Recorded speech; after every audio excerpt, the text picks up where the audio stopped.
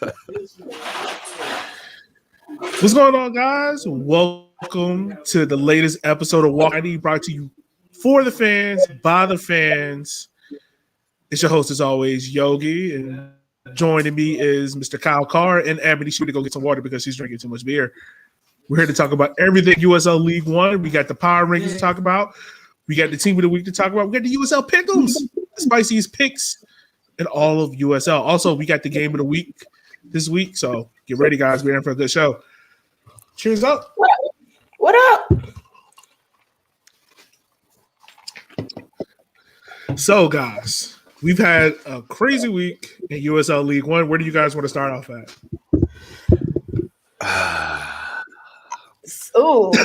Cal, you can't start off with deep breaths like that. I'll start because you know what? I have to take back things that I said about my team. And I don't mind doing it. We were nigga already? You didn't put out the first book. I said my team was going to be a dumpster fire, and we were just going to be here to cause disruption. And we did that, but we might actually be good. It's only been one game, but I like what I saw because I definitely went into Saturday going, you know what? I just want everybody to have fun. Everybody have fun, everybody get some time, and everybody learn something new. And I was very, very surprised at how much they attacked, how well they put passes together, and how cohesive they looked. Like, I have a young squad, new squad, and it was pretty fun to watch. Nah, I ain't gonna lie. I think I've watched probably up until Greenville scored the second goal that game. But I gotta say, you missed the one off the corner? Did you miss the shot off the post? There was a shot off the post? I ain't gonna lie. Once Greenville scored, I turned it on because I was watching in literally like the 90th minute, we could have tied it 2-2. I thought it was going in. He hit. So they hit the first one. It hit a Greenville player in the chest. It bounced back. Our player hits it, beats the keeper, hits right off the post, and goes out. I was like, oh my God, that could have been 2-2. Oh my God. What I was going to take my deep breath for is, so I said last week or 2 weeks ago, Tormenta maybe should have their hand over the panic button. Have it over, it would have been fine. And then they won against Tucson. And I was like, okay, start easing the panic button away. No problem. Like, good job. And then they lost to Richmond. Now it's like we're back over hand over it. Yeah, baby. We're right back over it. I don't know. Tormenta is going to be I don't know what to make of them. Tormenta's getting ready for the draft. They're getting ready for the European Super League draft, #1 draft pick, baby. I feel like they're tanking. This is like the tanking performance where you're just losing games. You got to win one every once in a while just so, no one suspects you of match fixing. I think that's where we're at with Tormenta. They are tanking, but you got to win every game every once in a while. Wow. So, since Kyle mentioned it, let's go ahead and talk about it since we've been 2 weeks. Greenville beat North Texas 4-0. South Georgia Tormenta beat Tucson 3-1. Richmond lost to Fort Lauderdale 2-1. Fort Lauderdale then lost to Union Omaha 2-0. And then coming into this week, everyone's like, all right, I'm not going to lie to y'all. I was nervous as hell because I really thought, like, yo, we're going to lose this game to South Georgia. And first and foremost, before we go any deeper, I just want to personally, on behalf of the whole Richmond community, thank everyone out there for all the show of support, all the love that you guys have shown to the Richmond community. For those who don't know, beloved player, coach David Bulow passed away from a stroke 2 weeks ago. It has been tough, I'm not going to lie. Like, I've shed tears and they've shed tears. It's been hard, but all the love that's came in. Just want to personally thank you guys for everyone that called, checked up on us, see how we're doing. The amazing display that the Red Army did at the 10th minute. It's been all great, but yeah, wanted to just put that moment out there. Also, shout out the Red Army with their kit for St. Vincent Grenadines. Shout out for that as well. If you're able to buy a kit, Great job. I did not buy a kit because I already have one Richmond kit, and that's one too many. I made a donation, but I just want to give a shout out for that as well. Good kit, but I wasn't buying it. Hey, look, I was like, Kyle, let me just give the money. Let me just give the money to the cause. Yo, so Ab, let me tell you, Kyle literally texted me. He was like, "Is there a way how I could donate money without buying this kit?" And I was really about to fuck him up and be like, "No, you got to buy the kit. You got to buy it." Because I ain't gonna lie to you, I have nothing for it, Madison. Nothing. Maybe like a sticker on my laptop, but that's like up the flop. And that's it. I have nothing. I have not put any money into Fort Madison. I bought the Heritage kit. I think that doesn't count. I don't think that counts for. I don't know if the Heritage kit really counts as Richmond. I think that's more. That's more like River City Nights or like you, Yogi. Is Richmond. That whole kit is Richmond. But it was for Heritage Night. It was for Heritage Night. Like, it was. It's a one-off. I'm a side with Kyle on this one. That you can't call that a Richmond kit. It was a culture kit. Yeah. Does it have the Kickers logo on it? But it's for the culture. It was for Heritage Night. But I already said that's my one. That is my one. I'm not buying anymore. Unless something happens to St. Croix or Antigua and you guys decide to do something with that, maybe I'll do it. But that's the only parameters. I'd rather nothing happen to those two islands. So Kyle, we got a question for you, dog. Are you gonna buy a Union Omaha joint? And which one are you gonna buy? No. Kyle, you gotta be the kit connoisseur here, man. You got more jerseys than all of us. I have a line. Like I'm not over here buying Manchester United kits, even though they have some nice kits. Like, no. I'm not over here buying like Benfica and Porto. I'm not buying, Sydney FC. There are lines. There are morals. Oh man! All right, well let's go ahead. Always, as listeners, you got any questions about this week games, the pick'ems, the power rankings? Drop them in the chat. Let us know. Also, if you hear the two lovely voices in the background, that is my mom and my wife. That is what that's my wife's song.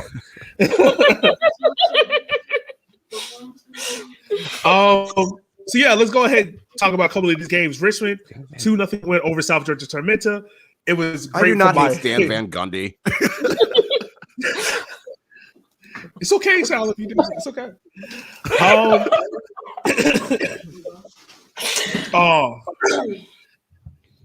Anyway. Kyle, you gotta make this. All right, so we gotta make this bet now. If Union Omaha, how many times do y'all play Union Omaha? I mean, how many times y'all play? Probably the same, like three or four. Okay, so if Union Omaha, this deal only works if Union Omaha sweeps y'all. You have to get the vault kit. Ooh. If they sweep y'all, you have to get the vault kit. If they sweep. What do I get out of this? What if Ford Madison wins 4? Then what do I get? Before we even do, what do I get out of this? So this pretty is sure not like the Henny Derby where I win. I can win Henny. Like there's got to be something for it. So if y'all sweep, let's see. If we could get, I'm pretty sure we could get the Who Gives a Hoot guys on here. Because, they think they're the experts of USL League One. They have to get a Ford Madison kit and take a picture in it. I'll put it under consideration. Give me a couple days to think on it. All right. So we'll think about that. Jim said he'll take him with Lord. That's not a fair trade. How is it? That's worse. Taking the shot on the Lord is much worse. Where? Yeah, I don't know why you want to do that, Chip. No, I don't. Anyway, matches. All right, let's get to these matches. So Richmond beat South Georgia. For those who didn't watch the game, literally it came down to the 80th minute because, as my co-host Matt said, the first 70 minutes or so, you can really bypass it. Nothing happened. I gotta say also this. I'm going to start the hashtag free Micheletto because that man is too good to being South Georgia's dumpster fire, man. He is too good. Then you had Omaha Moonshine. You know what? Keep going. I feel like Omaha Moonshine got to be corn liquor. It's corn liquor. So then we had North Texas versus Chattanooga. And this is the game that, if there's any game that really showed me North Texas, is this one, man. Like, I expected North Texas, after getting smacked against Greenville, beat down. Dumpster fire kind of game. Beat down. Play against the Chattanooga squad. And then, granted, Chattanooga's had a lot of time to review film, a couple of weeks to get ready. But I expected more out of North Texas. What about y'all? What you guys thought? North Texas I was surprised at how lethargic they've looked. They've looked second best other than the Fort Lauderdale match. And even then, that could have easily have been a draw if Fort Lauderdale could have finished their chances. Like, they've just looked they've looked slow. They look lethargic. They just don't look like North Texas. It feels as though maybe, and considering how much time they've had to train, considering the talent that comes from that academy, I was thinking North Texas would be better, and they've defensively been ass. They have been terrible defensively. I was about to say, because looking at like the stats from this game, why the hell were there literally 3 yellow cards within 20 minutes? They're undisciplined. Like, they're like, a lot of Greenville score 4 goals on you. That's a red flag. Like, I don't know. Like, North Texas is looking bad. And granted, I'm sure Arturo Rodriguez and Pepe will show up and they'll go on like a 10-match winning streak and cause chaos. But yeah, right now, North Texas has been significantly worse. I think they've been the most disappointing team in the league so far. Yeah, they really have been. I mean, to not only get outshot by Chattanooga, also got to say, like, you dominated possession. Like, it's North Texas trait. But you never felt like if any of those chances were something where they were going to get onto the end of it or where they were going to create another dangerous chance. Like, North Texas is famous for the rebound goal. You never felt like that was going to happen in this game. So, Kyle, you're absolutely right. North Texas is probably the most, outside of South Georgia, probably I don't even think South Georgia. Like, South Georgia, we figured their attack would be good, but their defense was still going to be questionable. North Texas we expected to be a playoff team, and they're not looking like it. So I'm kind of the wild card here because this is my first year in this league. I didn't think Chattanooga welcome once again. Got the cherry pop. What's up, fucking ridiculous, man. Based on like what I saw from last year, I expected North Texas to be better than what they are right now. Somebody made the comment that Chip made the comment that they were kind of butt at the start of the season last year. Not this bad. Not this bad. Yeah, there's a lot of discipline not happening here. Like you said, like it looks like a team that just started playing together 2 weeks ago, which we know is not the case. So something's happening in North Texas. Is your hand hovering? Should their hands be hovering over the button too? Not like South Georgia. I would say North Texas, no, because North Texas has this history, like Chip and Kyle alluded to. They have a history of starting off slow, and then somewhere throughout the middle of the year, a player from FC Dallas will drop down, or somebody will turn up, and they will go in a complete they'll get the results where it's like they'll beat a Fort Lauderdale, South Georgia, a Tucson, a Toronto FC, win 4 or 5 games in a row, be 8th place, and then jump up to 3rd out of nowhere like that. Yeah. So it's still very early. If I'm a North Texas supporter, I know Oscar down there. He's a North Texas boy. I'm not hovering over the button real quick. I think if you're North Texas, your next upcoming game, I mean, you got South Georgia. South Georgia, I got to say, outside of Micheletto, there's really nothing in that attack at all. I mean, I had it down as a draw, but if there's any game you want to get back on track against, is against South Georgia. That's the game where that might be the panic button game of the week. I'll say at the end of May, because they got South Georgia, but then they got 2 games against TFC2. Depending on how those 2 games, if they can't get a win in either of those games, then you hit the panic button. If they can't beat TFC2, then you hit it. Speaking of TFC2, they signed a whole slew of players. Like, let's see. I'm trying to pull it up right now. While I'm pulling that up, let's go ahead and talk about the game that happened today between Revs 2 and Union Omaha. And I think we've all kind of been on the same foot of USL League One is very, very happy that Union Omaha won this game at the Defs. I would have been surprised if Omaha didn't win because I watched the first half and how they didn't score even 2 goals was shocking. They were just all over Revs 2. Revs could have scored 1, but how Omaha didn't score in the first half, I was surprised, and then I didn't see the second half. But as you look at the stats, it's kind of one of those where it's like, if Omaha didn't win that game, there would have been a lot of how did they not win that game? They had all those shots, they had all the possession, they had most of the passes in Revs 2 Revs 2 half. Like I said, I could be wrong, but based off of what I watched in the first half and the stats that I saw after the match ended, yeah, USL League One is very happy that their premier match is going to feature 2 teams that have not lost, that have not drawn. They've won all their games. Yeah. So having watched this, go into that and lose, watch them go into that game and draw, or it just be boring as fuck. I'm hoping it's boring as fuck. We'll talk about it later. I will have a funny, if that happens. Oh boy. Right. So I watched this game.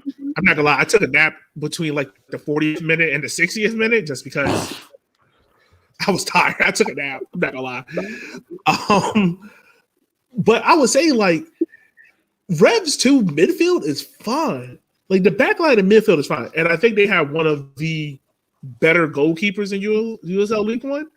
Like, I think if you put Joe Rice in South Georgia, I think South Georgia is probably a better team. I'm just going to say that. But the attack is toothless. Like, they can't finish a chance. They can't create a chance. They can't make a simple pass. They can't make a through ball. And I don't know if that's more so youth or just them not being used to that moment going against seasoned veterans, seasoned back lines. You get what I'm saying?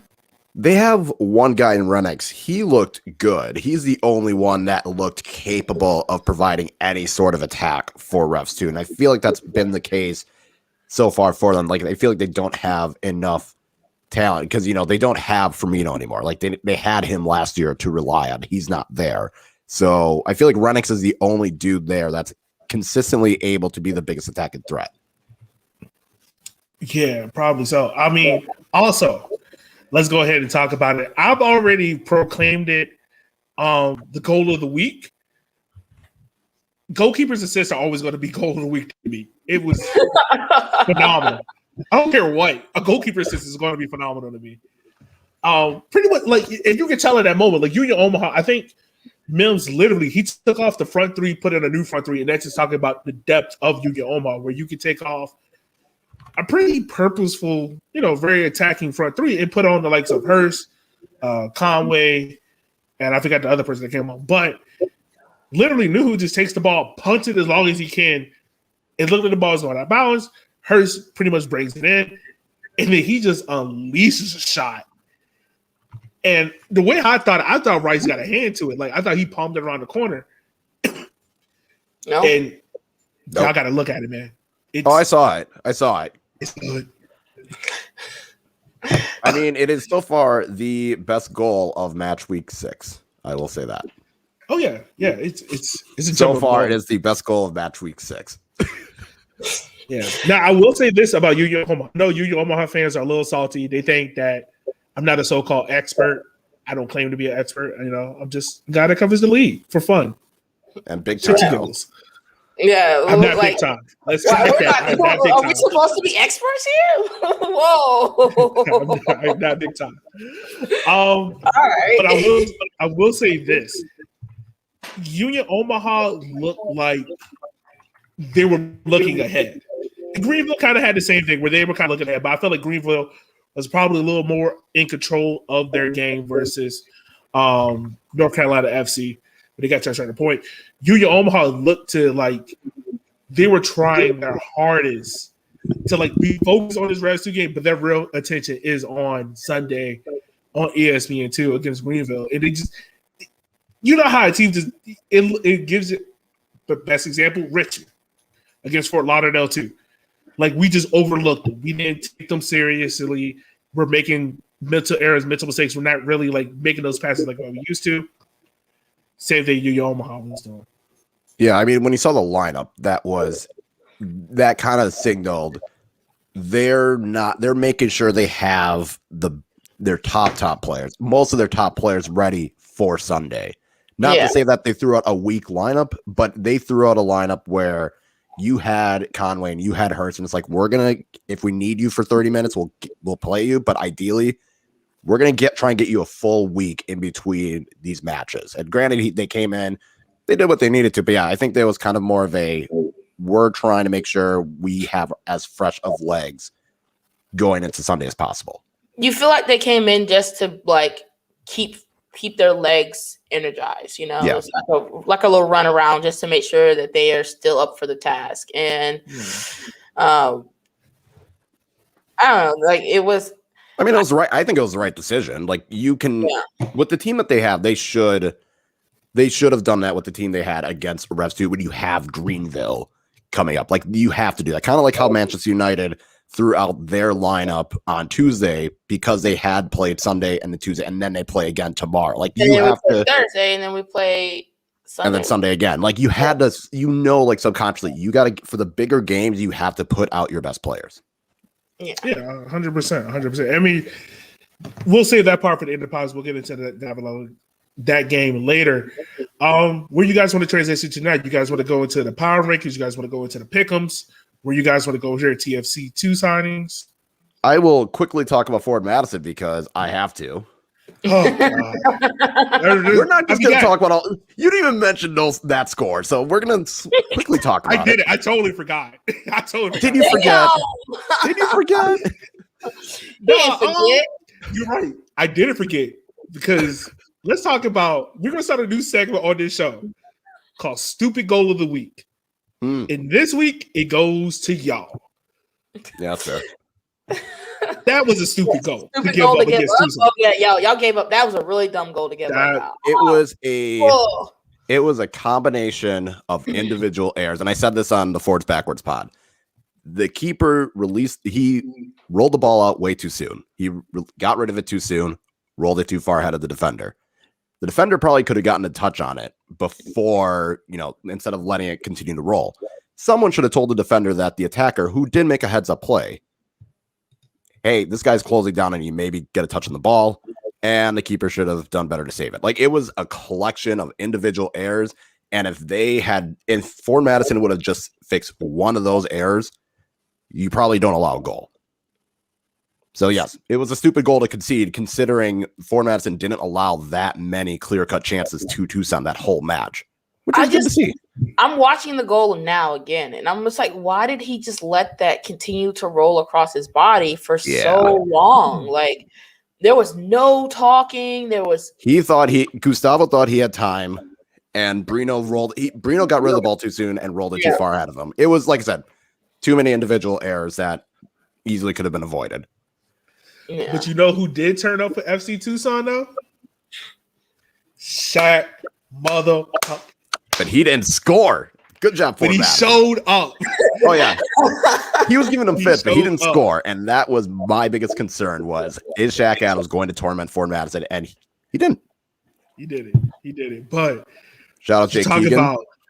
Talk about one of the fastest players. Also, I was trying to create a little controversy. Why is Mr. who talks to himself in third person? That's weird as fuck. Turbo, not the captain of Ford Madison. I mean, he's been there for 3 years, and the guy that just walked in from the rival Greenville. Oh my God! You don't start shit. I mean, I'm just saying it's weird. I don't know. I don't know how the co-captain thing is going to work. How I view it is, it's kind of like a captain vice captain situation. They just decided to go co-captains instead of doing captain vice captain. Why Keegan wore the armband instead of Turbo, I don't know. Whatever. Keegan put in the captain's performance. He got the goal. So you know what? Good on him. Wore the armband, got the goal that he needed. I do have an issue with this. I do not understand how that goal and the Chattanooga goal beats out Emmy's goal for goal. Emmy's goal didn't even get nominated for goal of the week. And this man literally did a 180 and flipped it over Pablo into the back of the net. That a was throw ball that goes in dude. 2 feet is. I was wondering how the one that NCFC scored, because that step over, he cooked him on that step over for that goal. He laid 2 defenders and bruh. Cooked Can we him talk on that about it? step over. Can we talk about it? Can we talk about it? No. Message is I'm gonna give you the single cam. I'm gonna give you the single cam because we got to talk about it, bruh. So I was in stadium. That was probably one of the best goals I've seen live, and I watched us put like 5 up against Charlotte Independence, and oh my god, the way he just was like so confident on the ball, and he literally cooked that whole, like, that man had to retire after that game. It was phenomenal. Just the spin, the crossover, the shot right into that top corner, amazing.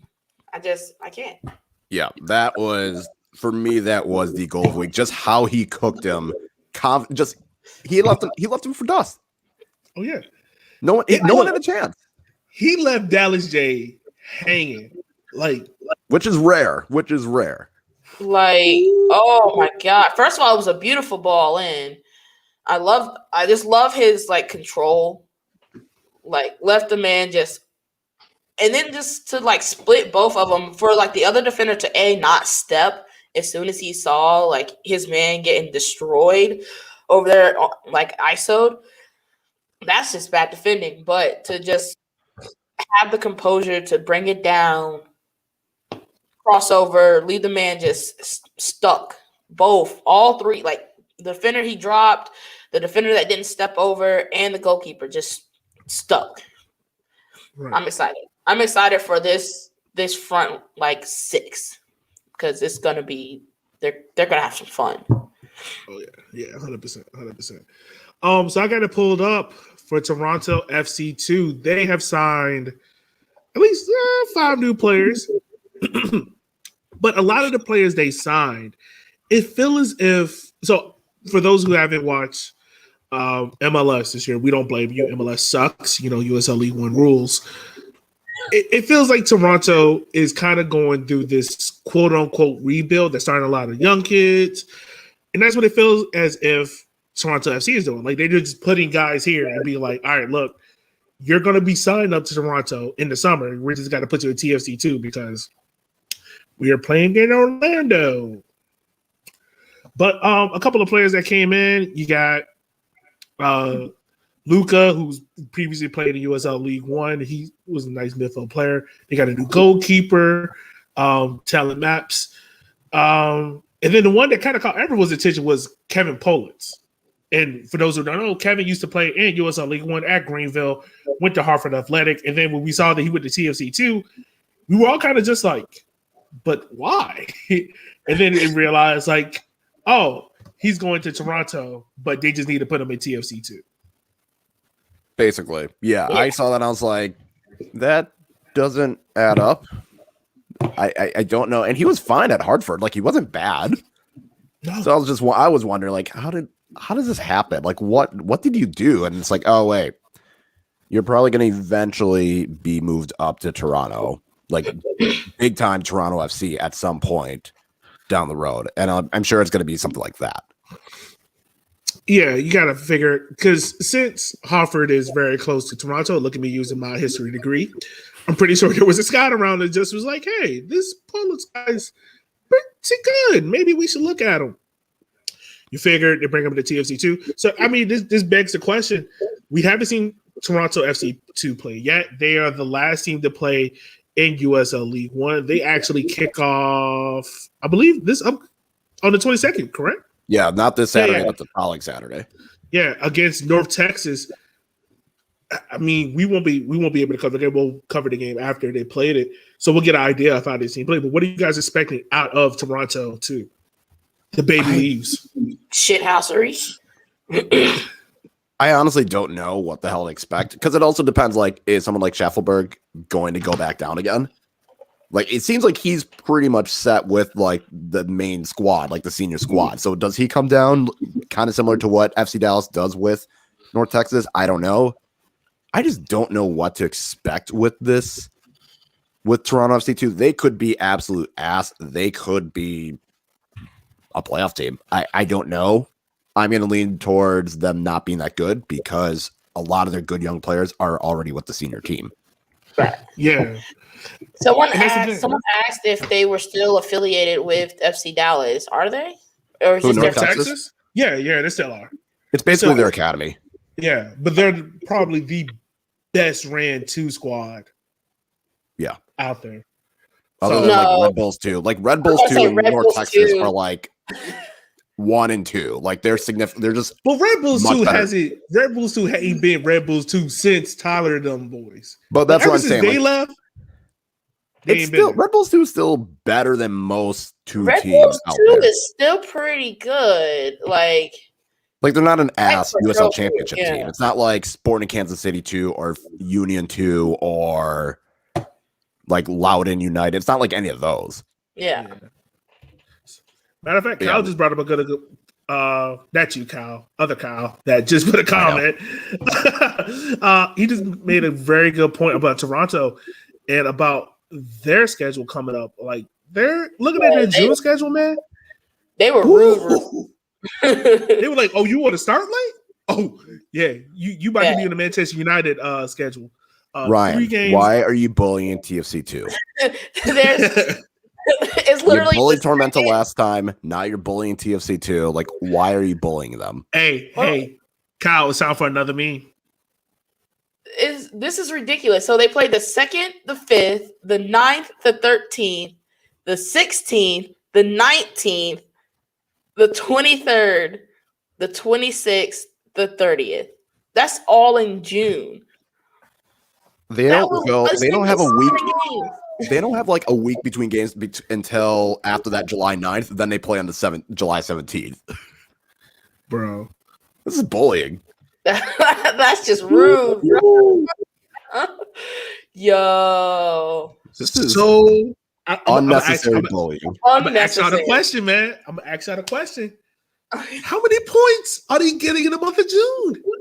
Let's see. Well, let's see who they play. So on the month of June, okay, play, let's see. They play Union in the chat. Omaha Put down how many 2nd. points you think Toronto FC2 gonna get. They could do something against Tucson, maybe. Well, they got the back-to-back against Tormenta. But then they play South Georgia on the 9th, so they could at least get a point there. Well, that's after like a stretch of like a shit ton of games. So that's like that's their 3rd game. You remember, like they still have 2 games in May, so they have to play. No, they have 3 games in May. They have to play the 22nd, the 26th, the 29th, and then they play the 2nd.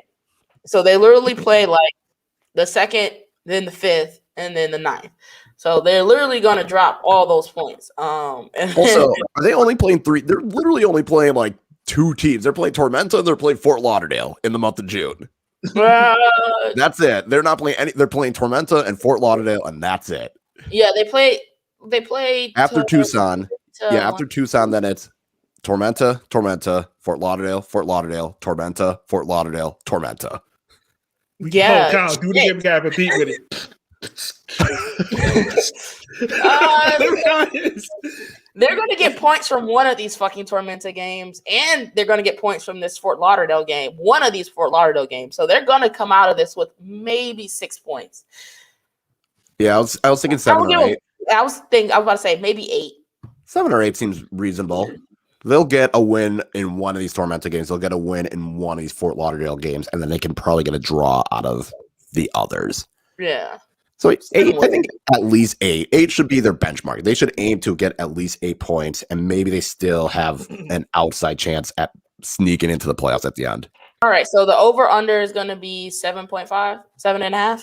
Yep. 7.5. I'm going over. I feel 10. I'm going to go 10. Oh, so you got faith. Okay. I don't have faith, but I also just I feel like they're gonna catch. They're gonna catch Fort Lauderdale because I feel like against Fort Lauderdale, if you can just avoid stupid mistakes, you can win. And they're gonna catch South Georgia off guard. I mean, we just don't know what the hell this team's gonna. I'm gonna stick with. It'll be over, but it'll be 8. Is what I'm saying. Yeah. Yeah, it's going to be very, very close. So also we had some kind of interesting fan banter going on between Union Omaha fans and Greenville and El Patico. Well, not Greenville, Fort Madison fans in the derby that no one cares about. We're pretty not much part of this. This is between those two. We ain't part of this. Wait. But they want y'all. They want y'all. They want the trifecta of love, baby. Nah, this is not a menage a trois situation. No, absolutely not. You ain't with the Illuminati. Oh. All right. You. It's just you. It's Richmond. That's it. Richmond ain't going. We lose the Fort Lauderdale Derby, and that's it for me. R.I.P. Lansing. Oh, but we all. So Greg Hurst pretty much said that he wants to have a chug out with Turbo. So I'm going to ask you guys, who do you guys think win in a chugging contest between Turbo and Greg Hurst? I'm going Turbo because Turbo. I heard something else. And I was like, what do they want to have? They want to have a drinking contest. I got you now. I'm here now. It was just like excuse me? What did I get myself into with League One? This sounds weird as hell. Is that? I don't want it anymore. You can have it. This is USL League One After Hours, brought to you by Trojan Condoms.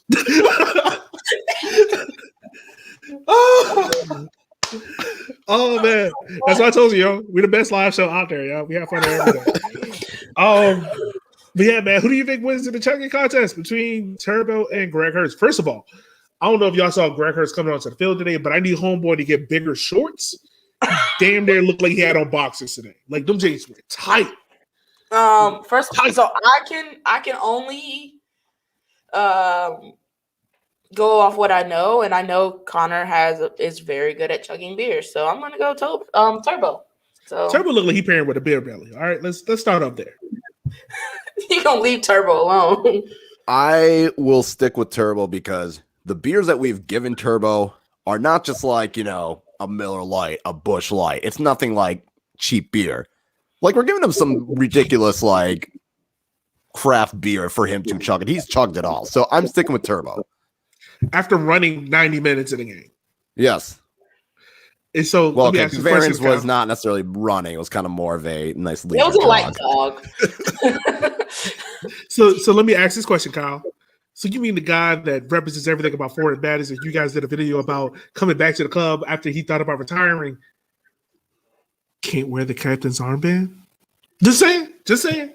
Wow. Just saying. Wow, he over here trying to be Messi FC. He really trying to be Messi FC. You don't need to have the armband to be a captain. You don't need to have the armband. Just saying.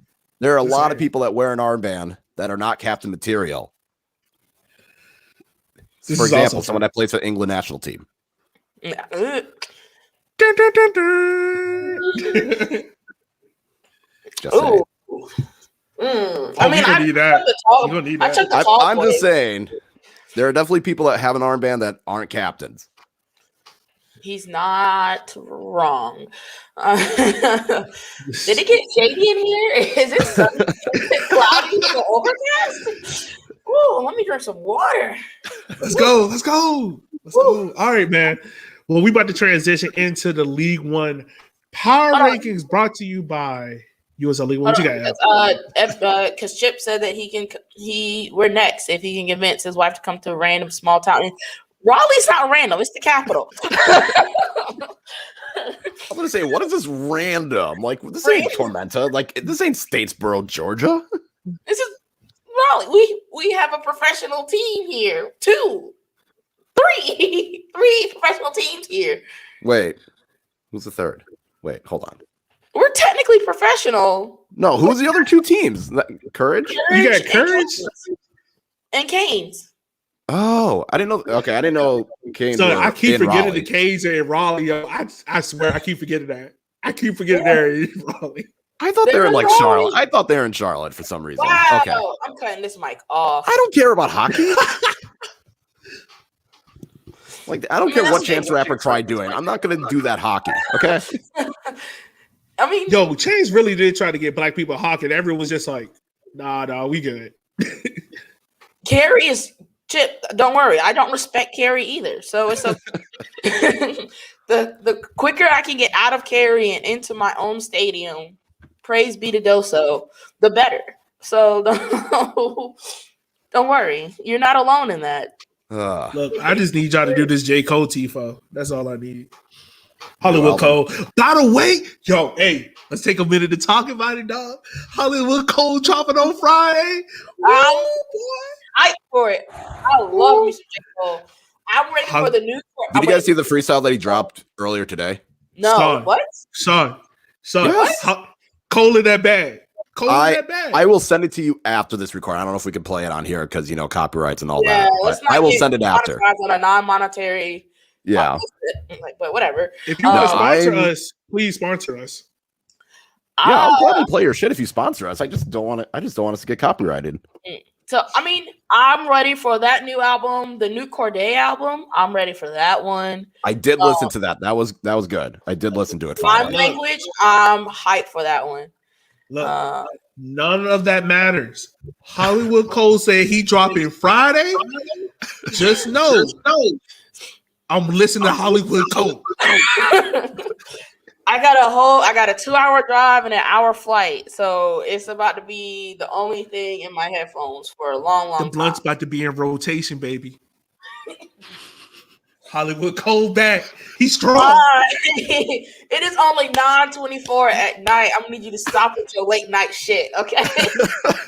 All right, I just texted it to you, so after this you can watch it. But okay, cool. Just know, Fit Kit Fridays. I'm using a Hollywood Cole line.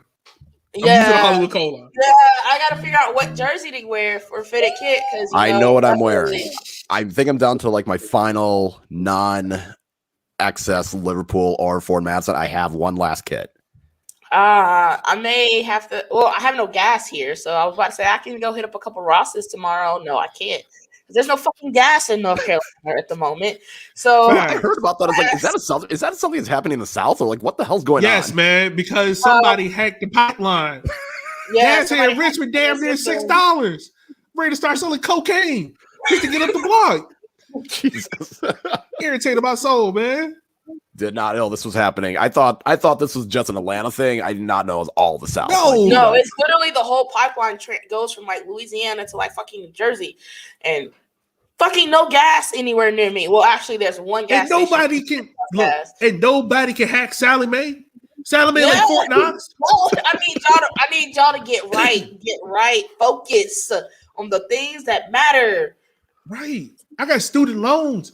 Hack that. Yeah, I get pipelines and shit, but pay off a house, pay off houses, pay off student loans. Like, look, come on.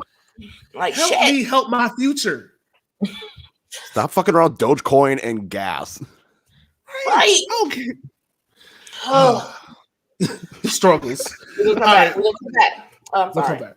Let's go and hop into these power rankings, y'all. So pretty much USL dropped them. As always, we have no idea who did the power rankings. I think does anyone actually do? Oh, it's Murray. He does the power rankings. Murray, if you're listening to this, we need you to come to this podcast and defend some of these power rankings, buddy, because I got an issue. Yeah, it's trash. Hot trash. I haven't looked at it, but let me look at it. So you got Toronto FC 2 at the 12 spot. Of course, they haven't played the game. Revs at 11. That's fine. The offense looks dead. Fort Lauderdale's at 10. They dropped 4. They were 6. You pretty much just had a subpar performance by most of Fort Lauderdale players. You can't do that against teams like Omaha. And Omaha and Fort Lauderdale are two different types of teams. I expect that. North Carolina comes at 9, which I'm fine about. Like, even though, North Carolina comes at 9. Yeah, no. South Georgia's at 8. That's how I know it's disrespectful as fuck because it's the next one. It's the next one that's more disrespectful. Right. Yeah, Tucson is 7. They went from 10 to 3. How do you fucking move up? Bruh, my power rankings look different than this one, and mine are right. And they can get fucked. And we reaching with that one. It's Swaggy P, the 3-point shot. He just turned around like this and miss it. Yeah. Whoo. This is why he's saying. What else is disrespectful? Number 6. We're going to get to that one. So Tucson, he literally said Tucson might be disappointed to come away with a point after leading at home, but they need a bit more of their attacking players to support Derek Kofi's contributions on Saturday night, They which got is a goal true. off of dumb errors. If anything, I'm more upset that Fort Madison didn't win, not that Tucson drew. Like, they did not, again, Tucson did not have that many clear-cut chances. Yeah. They had 3 shots on target. One of them was a goal. Tucson was lucky to walk out of that game with a draw. Yeah. They were lucky. And I'm not even trying to be biased. I'm trying to be unbiased here. Fort Madison could have had 2 late goals to get them a win. Gebhard had a cross that he just missed, and there's a scramble in the box that went over.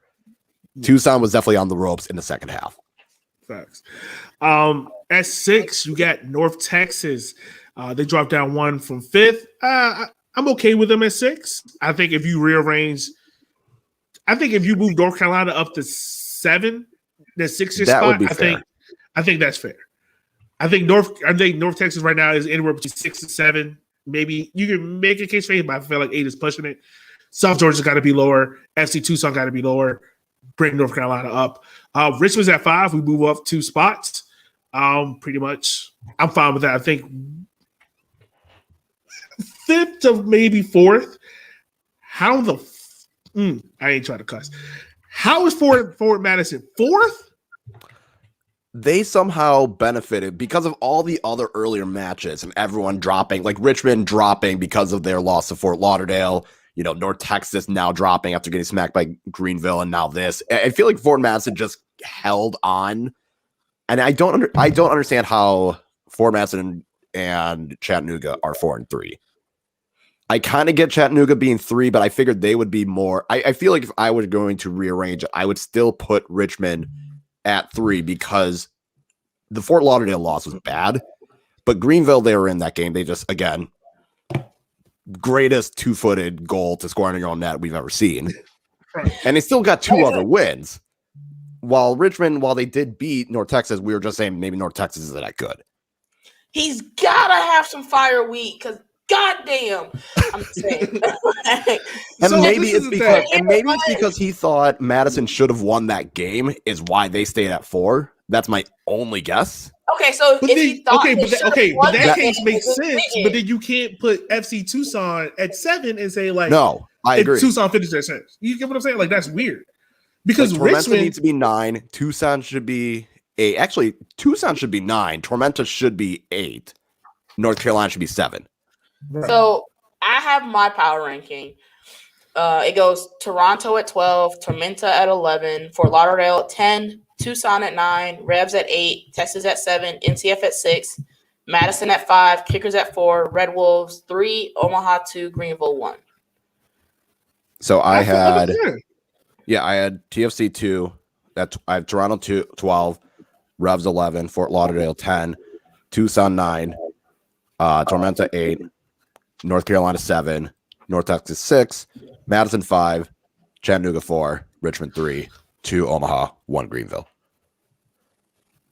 I can't disagree with you, Kyle.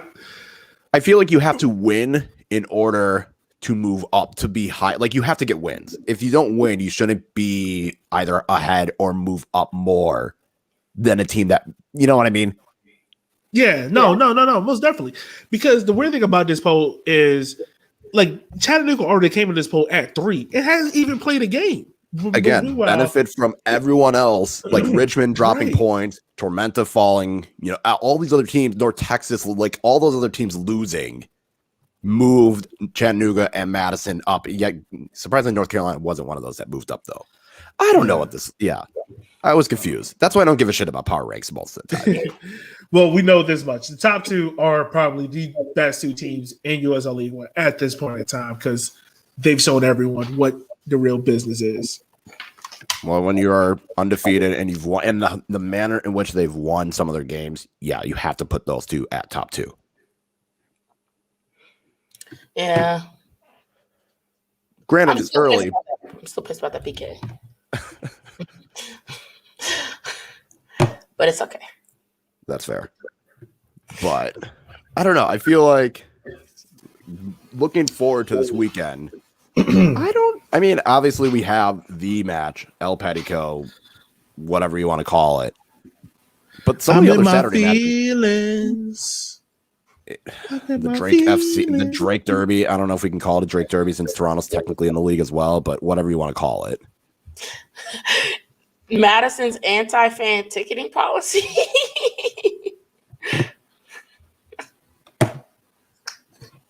I don't know what there is to talk about, really. Hold on. I don't know what there really is to talk about. I wouldn't say it's really anti-fan. I mean, there's still a Panenka going on.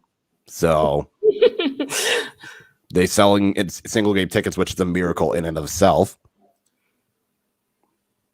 I think I feel like this is completely overblown, but it is what it is. Not my problem. I'll be in the flock end. I mean, I'll be there this weekend. So, if you don't know, Kyle, if you didn't know, I'm going up to Madison for their game this weekend. Can we get a story for the Instagram? You know, y'all two gonna be together, IG it up. I'm doing game signs with my hands. We're about to go game signs in Madison, Wisconsin. All right. You'll shut down the whole stadium. Hey, get the black one. Get the black one. We're doing gang signs in Madison, Wisconsin. I'm like, what right on the Capitol steps. Wisconsin GOP is going to tweet about it. There's too many black people at the stadium. We got to shut it down. Shut it down. It was an allotment of 3. We're at 5. Go get it. It'll be fun. It'll be fun. My bad. I got sidetracked. I mean, your ticketing process was a little weird. Not gonna lie. I had people in my mentions asking me how I got tickets, and I was like, "Dude, Madison ain't fucking playing. It's white. They ain't fucking playing, bro." There is a Panenka. The public health is breathing down my neck. I swear, I'm waiting for them to come in and shut the shit down right from the kickoff. Like that is still there. The public health of Madison, like the fact that Madison even has games in Madison, minor miracle in itself. Thank you everyone in Madison for getting vaxxed. You know, over half of Dane County getting fully vaxxed. Good job on them. Yeah, I'm surprised. It was just a little. I was like, this is a little bit more stringent than I thought. But okay. The one city in Wisconsin that's taken this pandemic seriously. Yeah, everyone was like, "Oh, Wisconsin was the worst with the pandemic," and I was like, "But I'm going to Madison. It's not like I'm about to be out here in Milwaukee licking poles and shit." Milwaukee's trying their best. This is not good enough. We don't do that. Okay, but let me change that. We don't do that sober. Oh, okay. So drunk is up for interpretation with licking poles. Got it. I don't know. Like you go to the Northwoods, you go north. They're going to be doing some dumb shit up there. Yeah, the further north you go, the more country it gets. Yeah, the further south you go, the more racist we get. Yeah. There's like no middle ground there, is there? No. Not in Wisconsin. Tennessee? No. Oh, okay. I was about to say, what's the middle ground there? Tennessee? I was thinking whole country. We are not calling Tennessee no goddamn middle ground. No. Right. Like Missouri, I don't know. Like the closest I can think of is maybe like Ohio, and I don't even know if that's middle ground. But you're not getting me in Ohio. I don't. You gotta stop. The only middle ground Ohio. you could probably say is like Maryland. Sure, but stop suggesting fucking Ohio. Everybody, listen to my words. Fuck Ohio. The best thing you can do when you get to Ohio is leave Ohio. I ain't got beef with Ohio. I ain't got love for Ohio. It's just there. It's just another state that's there. Matter of fact, let's talk about it real quick. Who's the first team in USL League One to rebrand like the Columbus Crew? Oh, Columbus SC. Who's the first team? So we're see, I would say Chattanooga, but that would require them having fans that would get pissed off that they would do it. Yeah. Tucson? Maybe? I was about to say it's gonna be a like I feel like it. So what you're saying, like, is the rebrand like they're doing a rebrand and it's complete shit? Yes. Or just rebranding? It's rebrand complete and shit. complete It's shit. gonna be it's gonna be a 2-team. It's gonna be a 2-team. Yeah, I wasn't including 2 teams. I could see Greenville doing a rebrand and their fans not enjoying it. That's fair because they built that. Because I'm trying to think who would do a rebrand that would piss people off. And I would feel like Greenville would be the closest. I don't think Omaha would do a rebrand and it being pissing people off. Madison's not going to do a rebrand, or at least not do it and stick with it. We just rebranded, so there's no way we'll do another one. Elliot, you've already said the Kickers will not drop the name Kickers, so... Oh, I didn't say we won't. I said if we do, we burn the city stadium to the ground. Like I am completely fine going to jail for arson. You can change the badge all you want to. Drop Kickers if you want to. This we gonna end up in the goddamn fire like Atlanta did back after the Civil War. Shit. So we're going City stadium to the crowd with me. So, I mean, process of elimination is Greenville. We're going Greenville. Yeah. They are going to be the ones that will do a rebrand that pisses off their fans. Oh, yo, what if they rebrand as Atlanta United too? Be like, hey guys. If Atlanta United rebrand, they will burn the city to the ground. They are burning everything. Everything. Let them fucking brand to ATL UTD 22. Atlanta United will rebrand, burn the city to the ground, and then brag about how they burned the city to the ground and won a trophy for it. That is what Atlanta United supporters will do. They will be pissed, burn it down, and then brag about how they burned it down, ask for a trophy, and then brag about how they had the largest people to burn down the city. Oh yeah, that's 100% true. Chip. Like you come to Richmond, you take a Henny. That's that. It is what it is. Can we draw the line? I'll take a Henny shot. What I won't do is your Henny and Red Bull bullshit. No. Henny and Red Bull, dog. No. The fuck is wrong with you? No. Get lit. We went too good, too quick, and I'm just no. Look. Anyone that's from Richmond can tell you. No. Anyone that's from Richmond. Look, Dave in the chat, he can attest to this. The sandwich of Richmond is a fried bologna and cheese sandwich with chopped onions. But the drink they gonna get you crazy is that Henny and Red Bull, dog. You gonna get you lit. You gonna be ready to do a marathon and hit a motherfucker at the same time. No. Both of y'all seek counsel. No. You can do one or the other. You can't do both. You can do one. Exactly. You can do one. You can do the other. You will not be doing both. No. I'm damn sure I'm not doing both. You got to do both, man. Equal parts Henny, equal parts Red Bull. No. Be turned. I'm trying to get to the match and then get home. Yes. I don't know how I survived the watermelon. I don't know how I survived the watermelon at the last Henny Derby. I'm making it home and making to the match. Damn it! You gotta be lit, man. You gotta be lit. So outside of that, yeah, look, Dave is right. You gotta keep the universe balanced. You know how you balance it? You leave the crazy motherfuckers that drink Henny and Red Bull over there, and we'll stay over here, and that's my balance. See, if you want to get litty, oh God, follow me on this. You got a shotgun. So this is going back. I already don't like where this is going. Let me finish. Okay. So back in my college days, where I was, at a man of Virginia State University, which, by the way, I start grad school classes in the summer. So I'm gonna be super busy. We used to do this thing where we would shotgun a beer. After you shotgun a beer, you would shotgun a blunt. After you shotgun a blunt, you would do a double shot of Henny and Red Bull.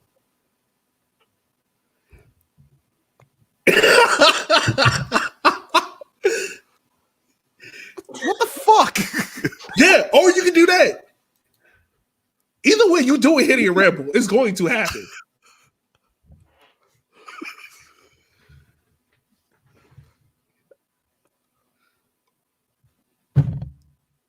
What? Yeah. Just what? I mean, you die. Look, man, you're going to see Jesus regardless. Do you want to see Jesus sober or lit? Which one? I'd rather see Jesus lit. I'm not seeing them regardless. You do that, and then they gonna be like, how you get up here drinking that bullshit? And no, You'll be going to hell faster than Lil Nas X on that stripper pole in his music video. Yo, facts, right? No, this is wrong. And I'm gonna tell you right Why now, are there the so beer you many of shotgunning you? is the public beer in Richmond, a PBR. You're shotgunning a PBR. Yes, fine. PBR got you all day. Yeah. Gladly. Why are there so many of you? Okay, I will shotgun a with PBR and then do a shot of Henny after. That I can do. No problem. Because for Yeah. the longest time in Richmond, you could not watch a Kickers game sober. So we had to get as fucked up as we But you can to don't watch need the to game. go to those legs. There are other options. Tequila is This just right there. became- Like this became rum an is AA right there. meeting. This just became an AA meeting. What the hell is wrong with you? You didn't need to go this hard. Like, this motherfucker What? came in and said, "I got moonshine right now. Let's go." The pregame. I'm like, hold on. Moonshine sounds like the least. That sounds slightly a better idea than Oh Henny or Red Bull. no. So yo, one time, like another quick story. We gonna get into the rest of the stuff. But another story. So homeboy John walks in a hospital. I'm not gonna say his last name, but John works in a hospital. John comes to the tailgate so Richmond had like his own moonshine distillery called Bell's Out. He takes a GoPro to it. It walks around the whole tailgate. It was like, take a shot. And like people are like chugging, like throwing these back. Bulow comes out there. And this is why I love Bulow so much, man. Bulow comes out there. John puts the bottle in Bulow's face. Bulow's like, I have a game to coach in like an hour, right? John was like, yeah, but the season sucks, so take a shot. Bulow takes a shot. We win the game 2-0. Best story. That is a great story. Yes. I mean, you kind of make it interesting, but I'm still not. I mean, I'll do the moonshine shot before I do a Henny and Red Bull shot. I don't. Yeah. It's the lesser of two evil situation, though. Yeah, it's literally like, do you want to die here or 2 hours from now when you're fighting the hobo down the street? I can't believe I have to sit here and And listen to you say which Henny one and is Red Bull. Which one is which? Bro, I don't know why y'all acting like y'all ain't. Man, trust me. Look, y'all I come to drink Richmond, Henny you'll with have my some- coffee at 8 a.m. like a respectable person on a minibus. That's what I do. Okay. So I don't okay, need hold Red on, Bull for my hold on. caffeine. How is that respectable? But me drinking Henny and Red Bull is dying. Wait, what? How is that respectable? What? His It was coffee? an eruption tour. It was the right decision. It's fine.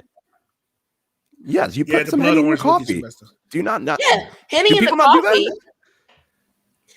Who hasn't had a shot? You get in some the Henny coffee? White instead of doing Bailey's or Kahlua. You just put Henny White. I know. That's how I know you're a dad. Yeah, goddamn kid stressing me the fuck out. Yeah. When your kid right. when your kid wakes you up at 6:30 in the morning, that you got to do it. Oh, that second kid's gonna make me do it at 5 a.m. in the morning. That's gonna be great. Oh yeah. Yeah. All right. So we got team of the week this week. You got Akira adding goal. You got Vader. And for you, Omar, he's the player of the week. Magales is the other defender. Usmana.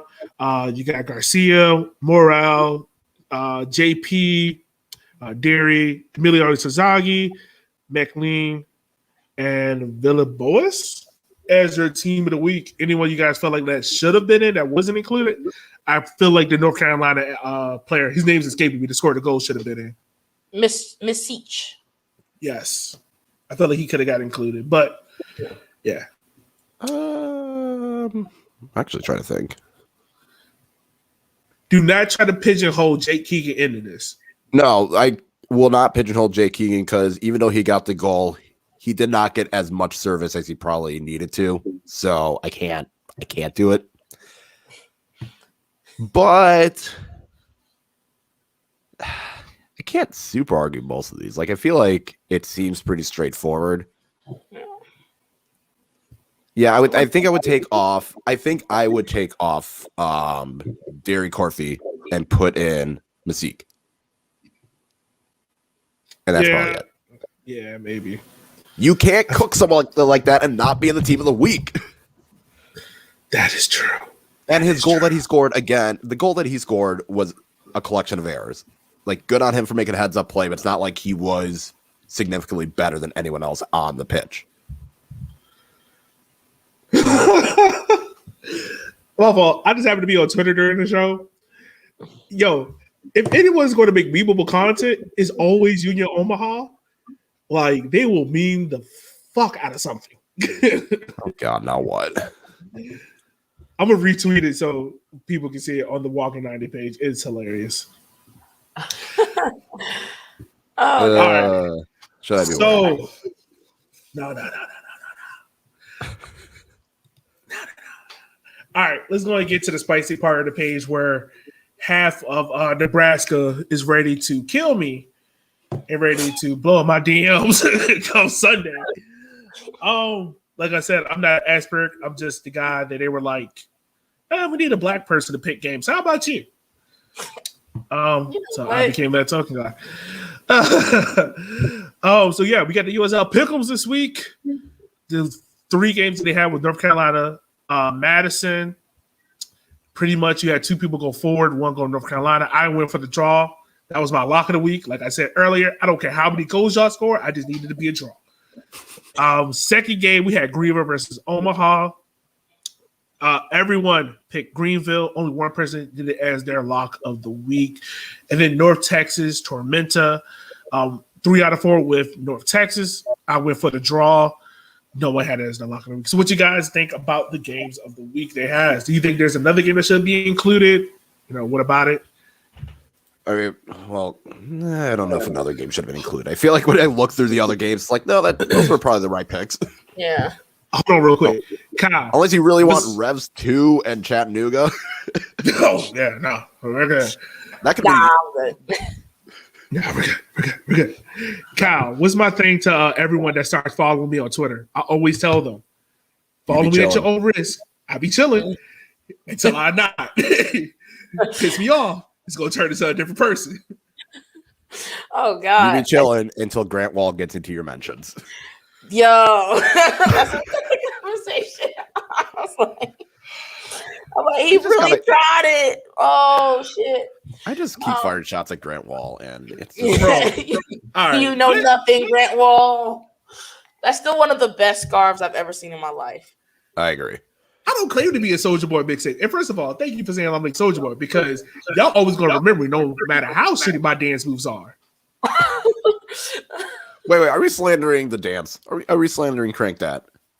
Hold on. First of all, is Soulja Boy more known for Crank That or Swag Surfing? Because I feel like he's more known for Swag Surfing. No, Crank That. No, Crank That. Okay. Crank I don't think when I think Swag Surf, I don't think Soulja Boy. Yeah.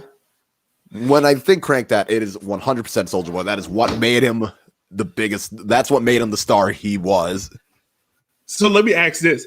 How deep in the hole did y'all get into Crank That? Like, did y'all get into the Superman and like Batman? Oh, yeah. Like, how far into that hole did y'all get? I want to say I got deep into that hole. Like I got to Aquaman. That's how deep I got into. That's pretty deep though. Like I hit every Marvel character there was, I think. Did he reach into DC? Yeah. Yeah. I did not. No. I couldn't get that far in. Come on now. There was like 16 of them. It was like a trapped in a closet series. I was not a confident enough middle schooler and freshman, sophomore in high school to get that far. Can I just say this? And I understand how bad of a person. First of all, disclaimer. I understand how bad of a person R. Kelly is. Don't think I don't know that. But there was a period in time before I knew who R. Kelly was. I used to turn on BET at 6 o'clock for 106 in Park to watch Trap in the Closet. There was like another installment every 2 weeks. And I'm like, Trap in the Closet used to be our stories. You know when your grandparents told you, be like, oh, I got to watch my stories? Trap in the Closet was my story because I had to see how you got out that closet. He got out the closet by episode 6, but I'm like, why are we on episode 23? We're still going. Why? We're still going. Why is there 2 more closets?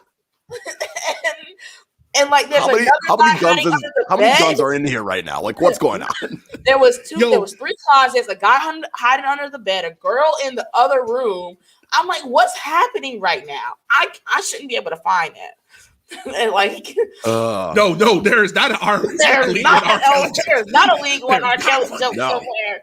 Hell no. We have standards. We have standards. There's a line. No, sir. R. Kelly and Bill Cosby. We ain't touching them. No. Nah, this is the one black podcast where we are not touching them motherfuckers, all right? But I will say this. I can't say the same thing about them, but there's your one. I will say this.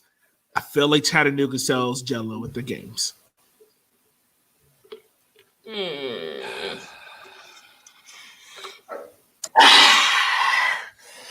That was so Fort Madison versus North Carolina. I think the games of the week. The game of the week. I don't believe it's gonna be a draw. Fuck your draw. Ooh, man, 106 Park was different. It was too messy. Did you know AJ hair used to be a wig? Yes. You can't tell me you didn't know that lace front. No. It's definitely going to be like 3-3. That was a whole lace front. Come on, y'all. Where's your wife at? Bro, I was so disappointed when I figured that hair was a lace front. I was like, you mean to tell me? You couldn't tell that was a lace front? As I've gotten older, I look back and it's like, oh, duh. When I got older, it's kind of like in the moment. Yeah, in the moment, no. But as I got older, it was like, oh, yeah, I can see that. Kind of like when Carlos Boozer was trying to pull off that bullshit.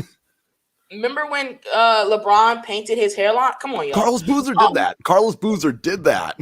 Come on, y'all. Like that. But no. You can tell the difference in LeBron money and Carlos Boozer money. Because Carlos Boozer started dripping. Yeah. Like once he started sweating, he had a new hairline. He was starting to have bangs. We got distracted. All right. Who do you guys think is going to win Madison? Well, I'm not going to have y'all pick that game because both of y'all playing that game. But why should people turn in to watch that game? I mean, it's going to be fun. Like, if you missed the Carolina game, like, we have some very young talent that's fast and hungry and want to get the business and want to get the job done. So they're gonna run at their back line, and it's just gonna be fun to watch. What else are you gonna watch on that Saturday? There's no other matches that Saturday. Oh, he went the cynical route. I went. Well, hold on. That's reason one. There's no other match. What else are you gonna do at 7 p.m.? Second, yes, I think there's going to be a lot. There's going to be some good attacking from both teams. Both teams have young attacking talent. I mean, besides Jay Keegan he's not young, but everyone else on Fort Madison's attacking young, good talent. I think both teams are. How do I explain it? I feel like people are overlooking. I feel like some people are overlooking both North Carolina and Fort Madison. Because I feel like people look at Fort Madison and they're still thinking of last year's Fort Madison, which is fair, but pretty much all the attack is gone from that last year's team to this year's team. And what I will say is when Fort Madison went down, they actually looked capable of scoring a goal to equalize. That's not something you could say last year. So both teams are going to go with a little bit more attacking intent. It's going to be in Madison again. So fans are going to bring that energy again. Something that, if you watch Fort Madison matches in 2019, it's not going to be that same level, but it's going to get to that level. And I think with the midfield is going to be where I'm curious because I don't know. I'm still not sure what North Carolina midfield is going to be like. So if we can get Nas back, Nasbi Al-Badawi, he will definitely help with like the turnovers that we were seeing a little bit. Yeah. Versus Greenville. And I think that'll help calm some of the younger guys down and get the attack moving. moving more, and I think that will definitely help NCFC move past forward. Especially because Eric Leonard likely will not play for Forward Madison. So who they bring in, I don't know if they're going to go more attacking. I don't know. Depends on if Carlos Gomez was match fit, I would have said he would be in it, but I don't think he's going to be back in time. So this is what the midfield battle is going to be. I'm interested because all those attackers, all of them are going to attack. They're not going to want to defend. I mean, this is why I went for the draw. Let's see. So we ran a 3-5-2 versus Greenville. Mbaye is really good. Matt's flick is big as fuck. I did not expect that. He is huge. I was surprised. We've got both Nelsons in there. Pearson had a pretty good game. Joshua Cone had a really good game. JT Kamara is going to be that wild card in the midfield. Well, I guess midfield forward type position because he got forward a lot. He's going to be that one that's going to really help dictate play. And if him and Nas can get on the same page, they're going to be unstoppable, in my opinion. Let's see. Yeah, like as long as Misic, I'm always gonna say his name wrong until like he goes back to fucking Philly. As long as he can keep his form, like he apparently was really good in preseason. He came into this game and scored a goal. He was good up front.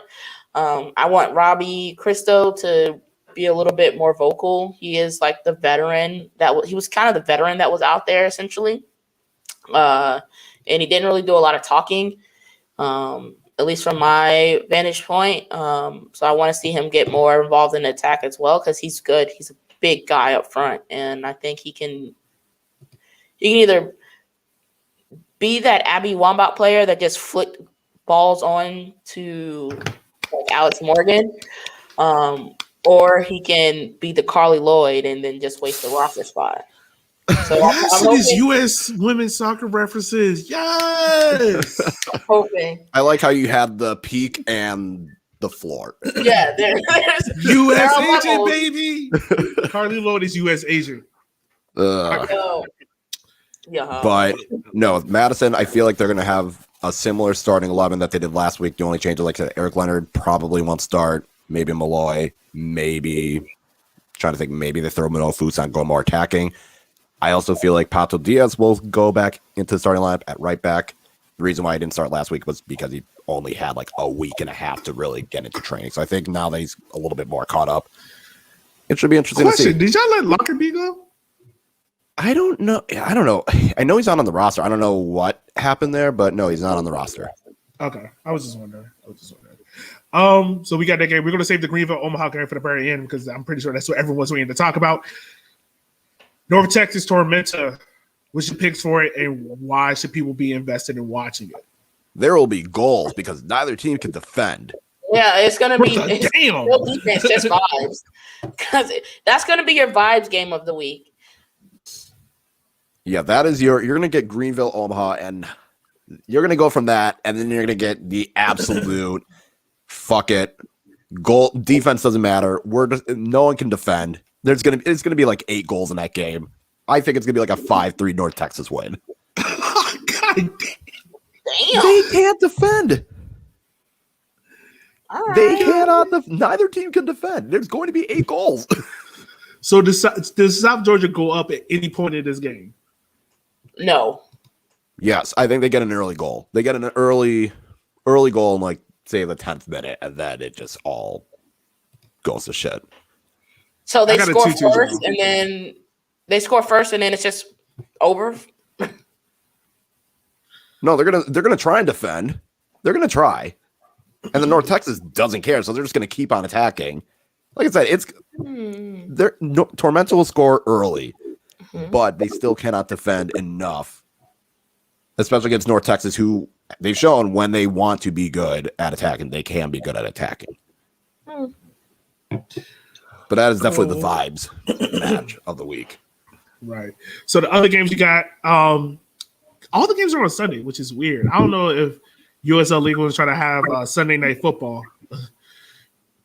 Isn't the championship one also? Isn't the championship ESPN match on Saturday, which is probably why they moved all the USL League one to Sunday? Let's see. I got it pulled up right now. Yeah, 8 p.m. Rowdies in Phoenix. That's that game, and you got a couple championship games, but nothing too major.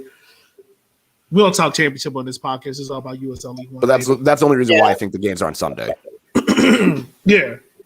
So, like mentioned, y'all play on Saturday at 8 p.m. Y'all got the night game.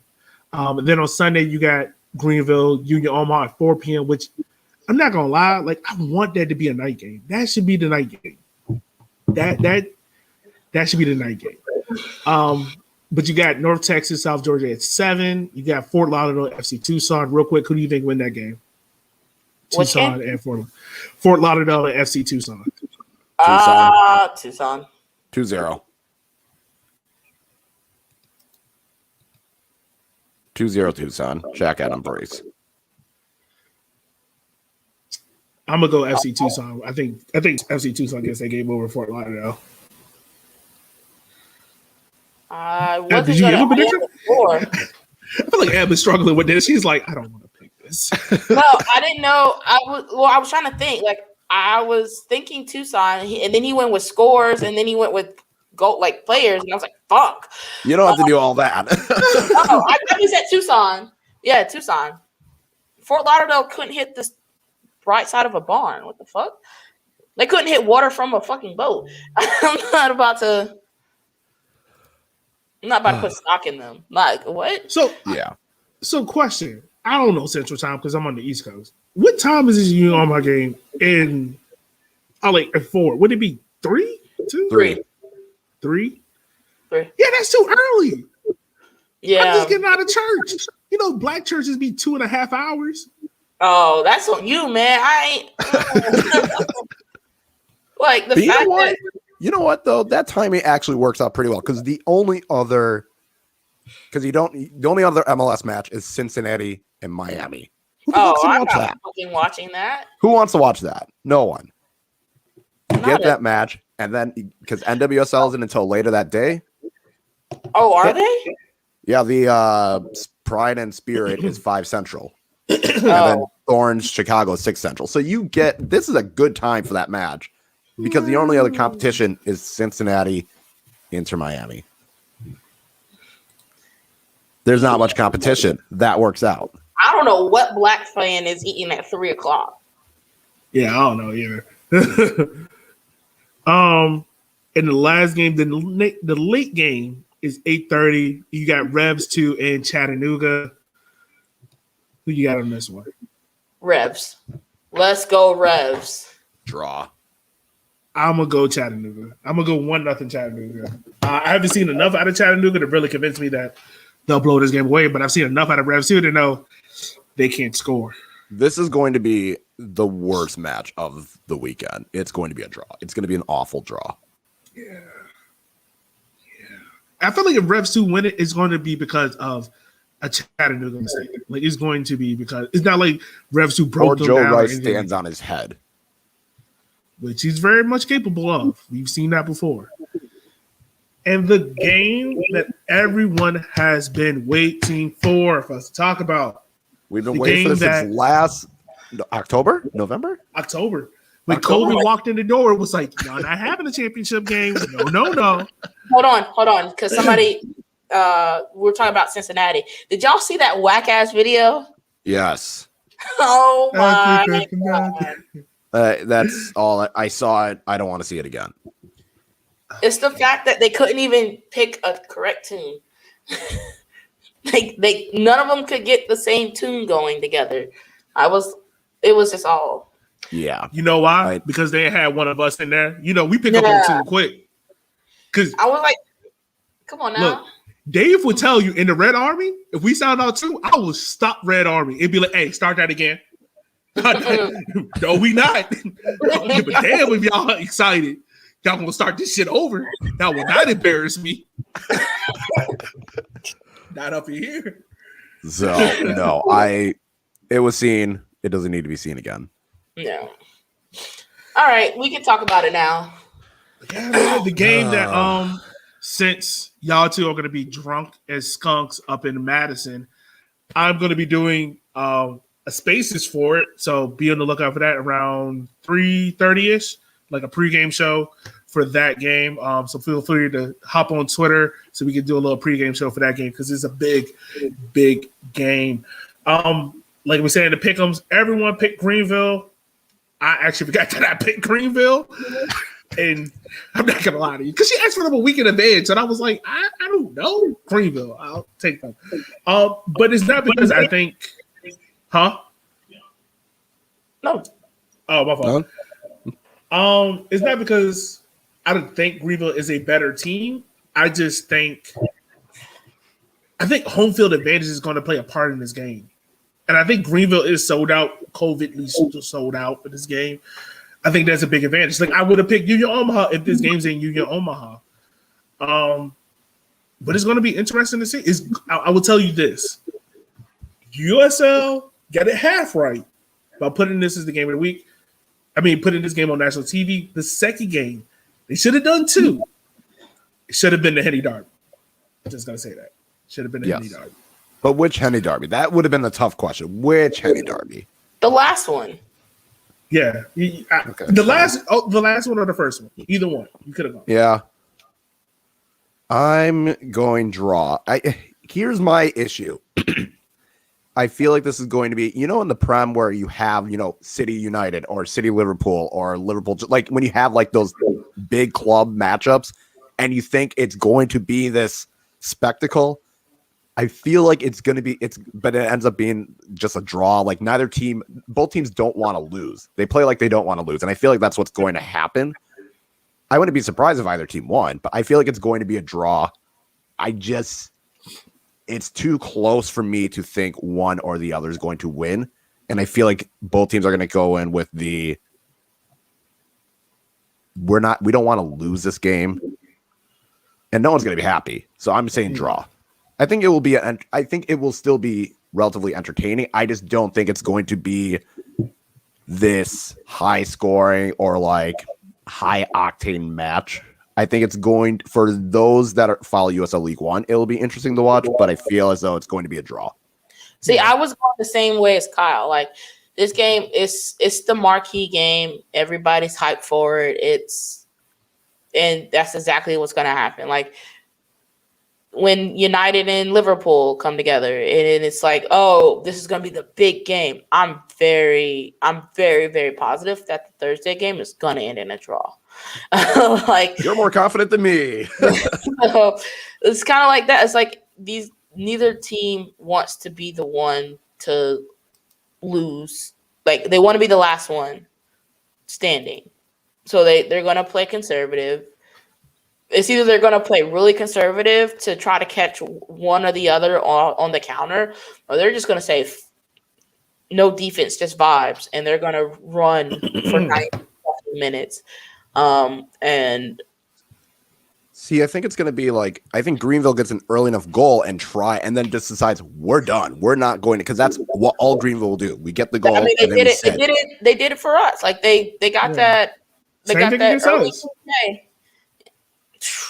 The only reason they had to break out more is because we scored. So then, like in the second half, they had to push more. But as soon as they got that goal, it was literally all NCFC attack again because they played Park the Bus FC. They played Park the Bus. But Omaha has the attacking talent to get that equalizing goal if they were to concede early enough. Yeah. Right. And see, and that's the thing. That's the thing between Greenville and Omaha. I feel like, I mean, granted, you can't prepare for the unexpected. You can't prepare for like a lazy back pass, things like that. I think what this game comes out to is literally the coaches and who prepares their team more for the moment. Because let's be real, this is the first game that is broadcast live nationally on ESPN2. So we're gonna have big soccer Twitter talking about it and acting like, oh, we covered this league so much, like they don't, because we're the three that cover this. Also respects to Ira and Jason, the original OGs.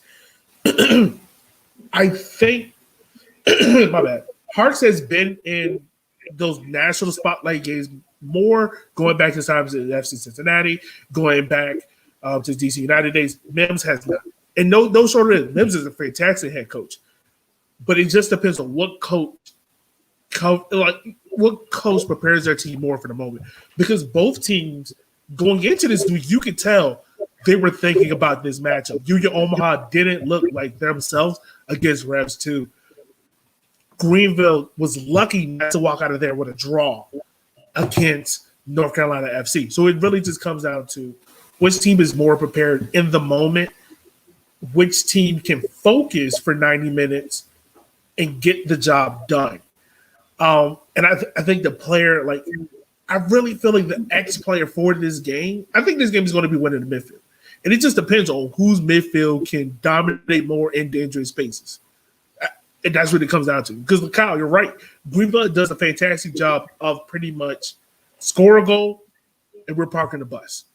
Mm-hmm. Omaha does a great job of we're gonna gain pressure. We're gonna put you in awkward moments and force you to make mistakes. It is just about who can make that moment happen first, and then who reacts after that. But regardless, I think you're gonna have a great game. I feel like it's going to end in a draw, and neither fan base is going to be happy, and we're going to have these same arguments over and over and over until they play again. I mean, imagine getting scored on by Greenville as a fan. Only no one makes you bleed your own blood. Only we can score on us. It'd be your own defender. It'd be your own, man. It'd be your own fam sometimes. That's fucked up. That's gotta hurt. I mean, I don't know. I don't think it's gonna be the barn burner that people think it's gonna be. It's just gonna be. It's not gonna do Portland versus Gotham type of hype, but it's still gonna be entertaining. But it's gonna be 0-0 or I guess 1-1. Sure, we'll go 1-1. I'm thinking 1-1. It's good for the league, though. It is good for the league to have a naturally televised game. Yeah. I'm just really hoping that.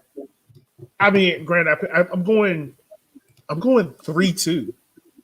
I feel like the reason why I say 3-2 is because I feel like there's going to be a goal at the end. Because if it's 2-2, J Bibbs have showed it. He showed it in this game. He's not afraid to put on 3 attackers and be like, the goalkeeper's going to be the extra center back, and we're going to go for this win. And I feel like Greenville does just enough to catch them on a counter and score a late goal. I just don't know if Greenville is going to want to try and score 3. Yes, they scored 4 against North Texas, but as we've seen, North Texas is not good defensively. So I don't know how much of that is just a little blip. I don't see them pushing for like you said, I don't see them pushing for that much attack. They're very comfortable in their 1-0, 2-0 wins. I just watched it happen. John Harks will be fine with a draw. Mims, I don't think would be fine with a draw. Harks he would be okay with that if he sees a score and he's like, you know what, F it. I really feel like Union Omaha has more to gain from this. I think we're all right. Union Omaha has more to gain from this because they want to prove, not only did we beat you in the regular season last year, we should have, granted, it was on their own fault why they got COVID, but we should have been your in own recklessness. But yeah, we should have been in that final to play you at your home turf. And I feel like they have, I wouldn't say necessarily a chip on their shoulder, but they want more to prove. I don't think any team walks out of this looking worse unless it's like a blowout, like a 3-0 blowout. Which I highly doubt. Yeah, which I would be very shocked. I think Greenville has only thing to gain from this is they can say, hey, we knocked off the second best team in USL League One. We're 4-0, heading into our next game. Like I said, I don't think any team can walk out bad for it. Yeah, I mean, Omaha has more to gain from this than Greenville, but I just That is a good question. Riley, real quick. I just want to know, because I wasn't that we never got the story. Where did the positive test from Union Omaha come from? Was it because of like not recklessness? And maybe that's incorrect or wrong. But was it because of, y'all just clinched championship, someone went out for a drink and just got it? Or it just happened to be like one of those weird, you just happened to brush up against someone? Was it an Orlando situation, or was it a Tampa Bay Lightning? Not Lightning. Rowdies? No. Yeah, how did Rowdies happen? Not Rowdies. Whatever hockey team just had it rampage through there. Well, Rowdies is because they are in Florida. Oh, they got it traveling. They got it traveling from Greenville to Fort Lauderdale. Okay. But even still, like, that's so weird. Oh, it was just weird that both championship and League One finals got called off because of COVID. It was, yeah. That's what happens when you play in a fucking Panenka. But it's also weird that they gave the championship to Greenville, but then made the championship. They gave League One champions to Greenville, but also split it for championship. Like, they don't follow their own rules. The only reason I would say League One was easy to do is because Greenville was so ahead of, like, you got the regular season, they were constantly number one. Where I feel like if USL Championship, I don't think they should have had I don't think they should have had a title game. I think if you just tell people at the beginning of the year, we're just going to do a Western Conference champion, Eastern Conference champion, that'd be it, then so be it.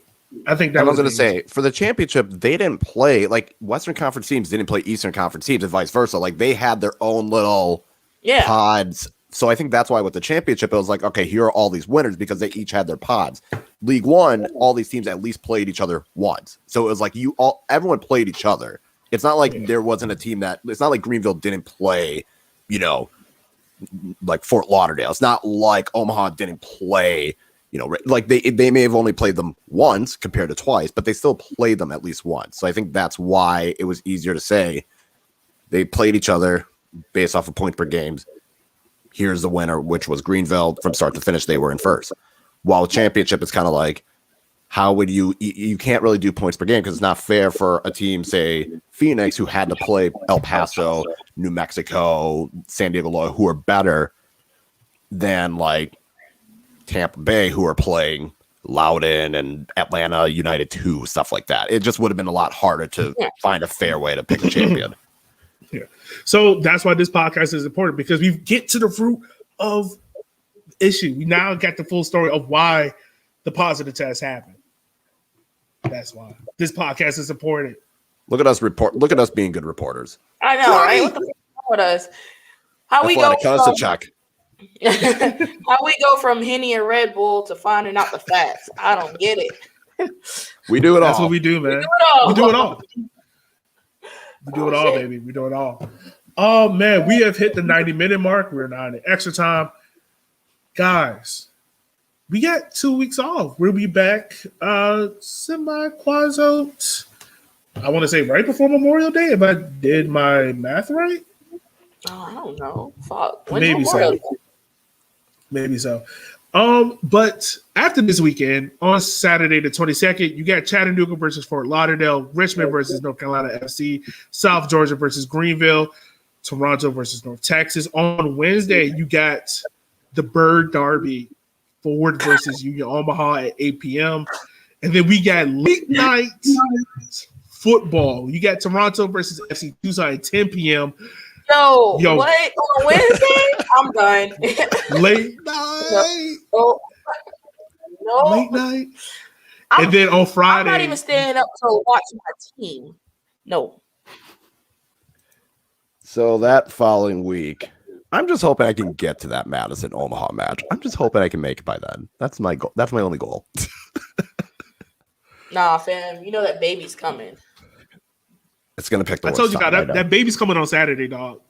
For those who don't know, Kyle is about to be a proud daddy of 2 babies. And 2 under 2. Yeah, what a life. That baby's coming Saturday, dog.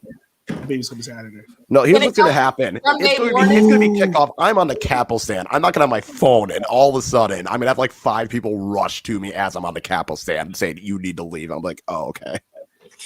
Yo, Kyle, Union Omaha fans, if y'all sweep. No, no. I don't like where this is going. We No. Union Omaha we fans, gonna bring it full circle. We gonna bring it full Union circle. Omaha fans, look, if Kyle Baby, if y'all sweep Ford Madison, Union Omaha fans should get your baby a onesie. A It could be a Union good birth Omaha cloth for when he jersey. spits up all over it. It could be a great birth cloth. That's gonna be great for all the spit up and vomit and shit. That's I can This tolerate before or that a little after bit the more. Union Omaha win.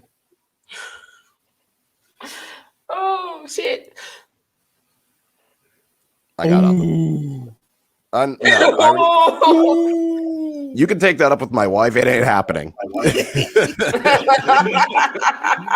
You want to take that up with her? Well, Good luck. Good luck. Hey, yo, just imagine He said, his "Pass her the third- mic." Just That imagine like his name fifth grade is teacher. set. That name is already set. You want to try and change her mind? Be my guest. You're gonna fail. Excuse me, son. Why is your name Union? Because my dad was dumb enough to make a bet. I do a lot of dumb bets. This is not one of them. So, just so everyone is aware, we have our tickets for Ford versus NCFC now. So we will actually be in the building. Let's go. So unlike other podcasts, we are going to be giving you guys behind the scenes, what drunk footage, maybe, possibly, if we remember. Yeah, We'll try. possibly. It'll be drunk. I'll be drunk from 1 p.m. Friday to 9 a.m. Sunday before I get on my flight. So let's go. Let's go. So, anything else from you guys before we wrap up? Get your vax. Yes, please get vaxxed. Golly. That's all I got. And if Get you're vaxxed. already vaxxed, you are a fucking winner. You're doing the right things. Remember, still wear your mask, wash your hands, wipe your ass, and tell your friends and family to get it. Was that one of the 3 W's? All right. I'm ready for that one. Look, some people out here don't wipe their ass, and they got to. Wipe your ass. Wipe your ass. Why is this from the man that bought you Henny and Red Bull? He has standards. He has a line, damn it. He has a line. Wipe your ass. With that being said, guys, we will catch you guys in 2 weeks. Remember, as always, like, share, subscribe, share with a friend. You can catch us on all podcasts the day after.